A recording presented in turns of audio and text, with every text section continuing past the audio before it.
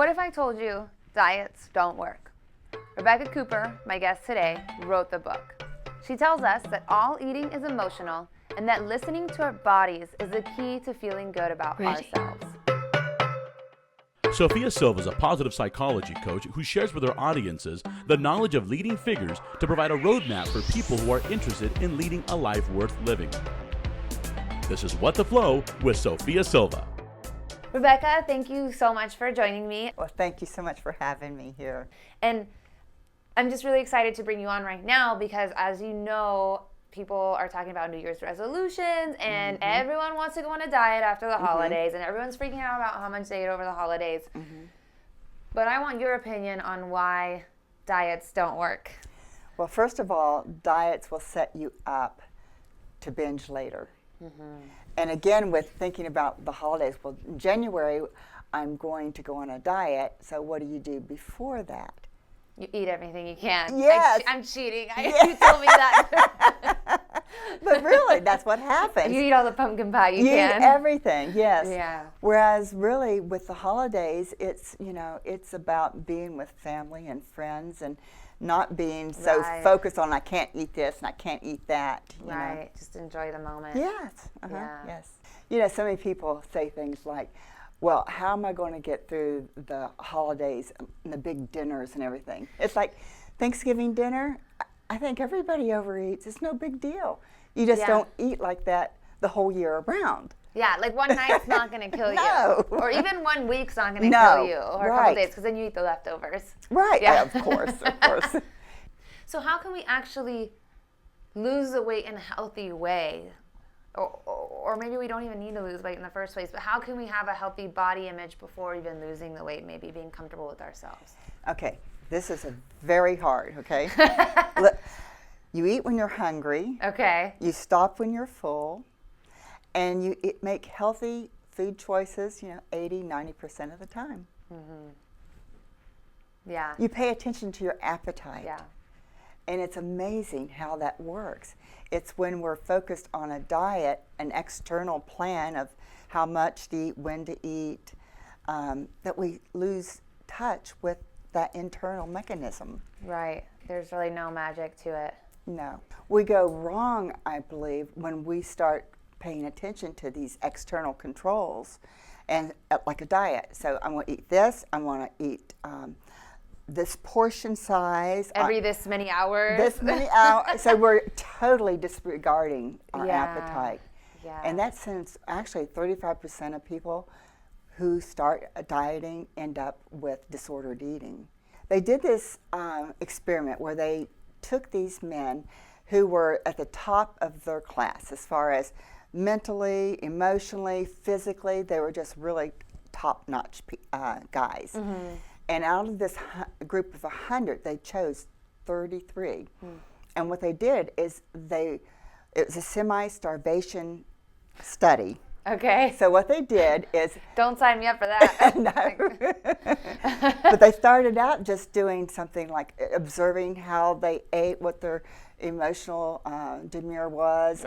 Just, kind of seeing what their baseline was.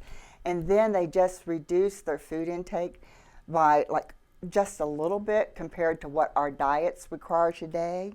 Oh, so it wouldn't even be what a diet really is. No. It's like the halfway maybe. Exactly. And so they watched these men, and during this process, they started exhibiting all these different behaviors. Like what? Like one man, he stole some candy. Okay, yes. And another man, he actually would eat, and then he would make himself sick. And then he'd eat again. Sick, like he was just too full, or like bulimia. Oh, okay. Yeah. So he was binging and purging. Yes. Okay. Yes. And the one thing that they all said is they felt horrible because of overeating or not sticking with the plan that they were supposed to stick with. But it makes you feel like you're not capable. Yeah. Like you didn't achieve it. Right. It's like any goal that you set out to do, if you can't do it, you feel bad about yourself. Well, this is an impossible goal. Yes, right. And they followed these men afterwards. Not only did they start exhibiting emotional highs and lows. Right. But they actually, it was a year later, they still were exhibiting behaviors which today we see as disordered eating. So it changed the way their whole perception of food and the way they ate. Which is scary because there's so many people marketing to us to go on these diets, and there's like profiting so much off of these diets, and it's really not beneficial to anybody. No. It's hurting us. No. The diet industry is a huge, huge business. I mean, it's just amazing, the business this is. When, in fact, that's hurting us instead of helping us to get in touch with our body and just to eat from that normal place of hunger. Right. So I think it's so great what you're doing here to bring some more awareness of dieting, but where that can lead. And then that's, and you're talking about doing prevention. Right. Because you think about it, if people are in touch with their body and they're okay with who they are, they're not going to get off on these roads. I love that. It's so true. Yeah. And the other thing that is really kind of getting to me lately is I see a lot of kind of fitness and wellness people out there that have these impossible physiques. And they're out there selling health. And in my opinion, that's not healthy because people don't know what goes into, like, these people work out all day and they eat these crazy diets. And not only that, sometimes before they'll take a picture, they'll actually like starve themselves or cut water. Right. It is. Yeah. Okay. Yeah, we're on the same track here. Yeah. It is. It is so. First of all, this like eating healthy and eating right. We now have a name for it, orthorexia. Yes. Okay. Yeah. So it becomes such an obsession that you cannot like go out with your friends to a restaurant because you got to have your food. Right. Right, which is crazy. Now you're like not enjoying life, or you can't have alcohol because it's not part of your diet. Also, people who get into exercise so much that their whole life is about exercise. Right. And we call that exercise bulimia. Oh, okay. I learned something new. And you would call somebody who has that versus somebody who's just exercising normally is if they are eating and then they're intentionally, I'm going to go work this off. So it's purging. Well, I think, that makes a lot of sense. I actually think there's a lot of people who think that way with like this whole diet and exercise culture that are like, if I eat a burger, like I'm going to have to go run for hours like to burn it off. Yes. And that's a pretty common mentality, I feel like. Yeah, it's becoming more and more. So what's the healthy way to go about weight loss and fitness? Okay, I think instead of dieting, if you start eating from this healthy plane that we're talking about, eating when you're hungry, stopping when you're food, and making somewhat healthy food choices, what you will find over time is that you will start losing weight. But it takes time. You said over time. That's right, over time. It's not immediate. And here's the thing. First of all, your metabolism is able to catch up with this. But the other thing is you realize, oh, I can eat normal and be a healthy weight instead of that pill fixed me or that surgery fixed me or, purging fixed me. It's not that. Your body will adjust to its set point if you're eating normally. Right. So that's really the key. This program is brought to you by Anaheim Stoneworks, the company that has taken all the obstacles out of your way. From start to finish, Anaheim Stoneworks takes care of each and every step to give your home the unique look that you've been dreaming of. Anaheim Stoneworks. Quality from start to finish. Master Toddy LA Training Center offers authentic Muay Thai training with locations in Bangkok, Pomona, and Anaheim. For more information, visit mastertoddyla.com. I know, there's really no science behind it. I know, it's so hard. I get it. But it's just hard to help other people get it. I know, because that's what everybody thinks, Yeah. I've got to listen to this person tell me how I should eat or exercise. Yeah, the only person you need to listen to is yourself. Yes, yes. But that's part of the problem. Yeah. People are not in touch with themselves. Yeah. So they're looking outside of themselves to find how to do things and what I should do. When we really know best what's good for us. Yes, we do. So how can we begin to kind of look more into or listen to what our body or our whatever our mind is telling us is the right thing? How can we get in tune with that? Okay, one of the reasons why people obsess about all these things that we've talked about so far is that they're trying to block out other things. Now think about this, like if somebody says something to you and it hurt your feelings and your first thought was, oh, you know what, my thighs are big, I need to go on a diet. So what you do is you immediately switch from that, whatever that feeling was, over to the thoughts of disordered eating. Yeah. And that's a way of not feeling that. So it's a coping mechanism. So that's one thing. A lot of time people are not aware of their self-talk, how they're talking to themselves. I mean, some people, it's like they're talking so bad to themselves. If you were with a person, you would leave that person, but you can't leave yourself. So becoming aware and being your own best friend makes it so much easier. Yeah, changing the internal language. Yeah, and so again, it's internal. Yeah. And I think some people have experienced trauma and things like that, and that has to be dealt with. Because again, we're using something to push it down, it's not going to go away. Yeah, and I think disordered eating is something that you do need help with. It's not just going to go away by changing your language. Yeah. We tried, didn't we? Yeah. So how can we deal with emotional overeating? I think one of the best tools is if you're wanting to eat and you're not hungry, if you would take just a minute to write one page. Because what's happening with writing one page is you're getting those thoughts out onto the paper. That's interesting. Instead of using food to push them down. And that's actually the key time that you can get to what's really bothering me, or I sometimes say what's really eating me.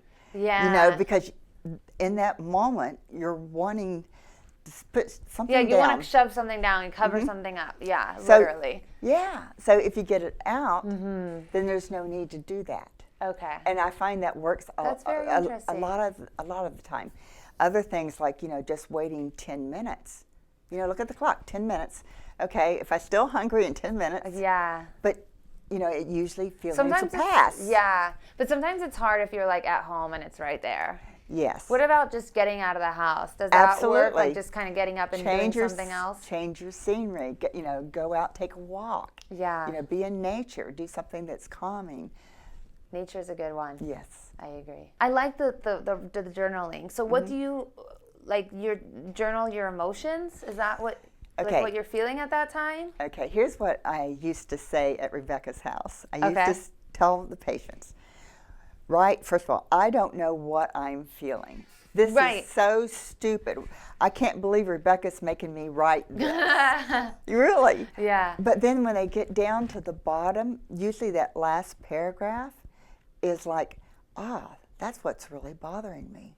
So with that awareness, now you're aware. It helps bring the awareness piece in. It does. I like that. Yeah. Yeah. I think, I like what you said, I don't even know what I'm feeling. Yes. Because I know when I first kind of went in to get help and started getting therapy, people would or the therapist would ask me, how are you feeling or why are you doing this? And I'm like, I don't know. Really? It's I really don't know. I know. I'm just on autopilot. Yeah. It takes time. Yeah, and I think that's with a lot of people who have especially eating disorders because they're not in touch with themselves so much so that they don't know what they're feeling. They may not know what their favorite color is or their favorite song because they're so attuned to, well, he likes this or I don't know what color, but maybe, so they just don't know. Yeah. They have done no introspection as far as how. Social media is kind of scary right now. Yeah. But also what I see sometimes, there's girls out there that have eating disorder accounts. Yeah. And I just feel I thought it was hard for me being a teenager. And I grew up without social media. That came in around college for me. So I don't know how these like girls now can deal with this being constantly bombarded with all these things. Oh, it's such a challenge. Again, though, the one thing to prevent this is, again, that strong sense of self. Yeah. Where you're okay with you, so what somebody else says or does doesn't affect you to the know. core. But how can we do that? Like, how could a teenage girl maybe watching this, or their mother, help them do that? Well, I think that one of the things is to model good behavior, Yeah. as far as, not just with your eating, but emotions and lifestyle, Right. So, and again, teaching a child that she or he is okay just the way they are, and allowing them to make mistakes, but again, being there for them, and not like you have to be perfect. That having to be perfect sets a lot of people up. It'll F you up. Yeah, because again, they're obsessing about this. Yeah. The outsides instead of building character in who they are. Exactly. I love Yeah. that. So why do you feel that we have unrealistic expectations of our bodies? Absolutely. The media has totally airbrushed our whole concept of how we should look. Yeah. Instead of everybody being unique and being who they are. Yeah. We were forced to, again, externally to look like this, or act like this, or buy this, rather than what do I like, Yeah. and who am I? Thank you so much for coming on again. Thank we learned you. some new things this time. Good. And I hope good. everyone will read your book, Diets Don't Work. Yeah. And So maybe instead of picking up a new diet over the holidays, they'll read that book. there you go. They'll do That better. could help. Yeah, I Yeah, think absolutely. it could. I think it could. Yeah. Thank you. Thank you. If you like the show, please subscribe to my channel, Sophia Silva, and follow me on Instagram or hit like on my Facebook page. And thank you for watching.